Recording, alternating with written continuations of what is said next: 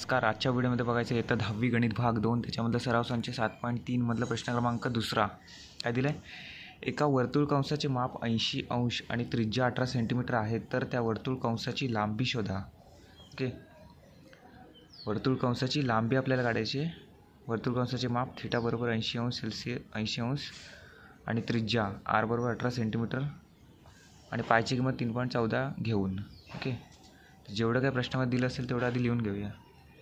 वर्तुळ कंसाचे माप थीटा बरोबर 80 अंश, त्यानंतर वर्तुळाची त्रिज्या आर बरोबर 18 सेंटीमीटर आणि पाय बरोबर 3.14.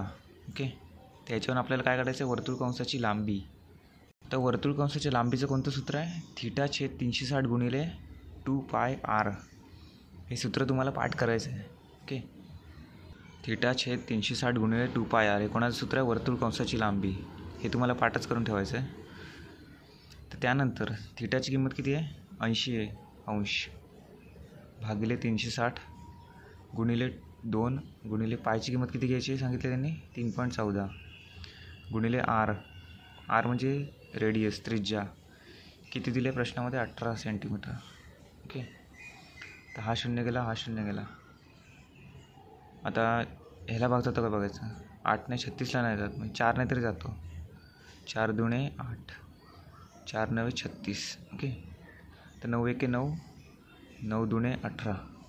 शिल्लक करायला 2, बघा 2, इथे 2, इकडे 2 आणि त्यानंतर काय? 3.14.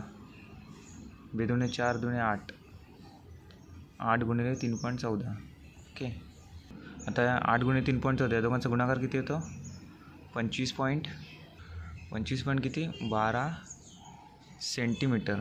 फक्त सेंटीमीटर असणार आहे इकडे, कारण वर्तुळ कंसाची लांबी आपल्याला काढायची आहे ना, म्हणून. क्षेत्रफळ असतं तर सेंटीमीटर वर्ग आलं असतं एकक, पण लांबी असल्यामुळे किती सेंटीमीटर फक्त आला आहे. तर किती आलं? 25.12 सेंटीमीटर वर्तुळ कंसाची लांबी. ओके, धन्यवाद.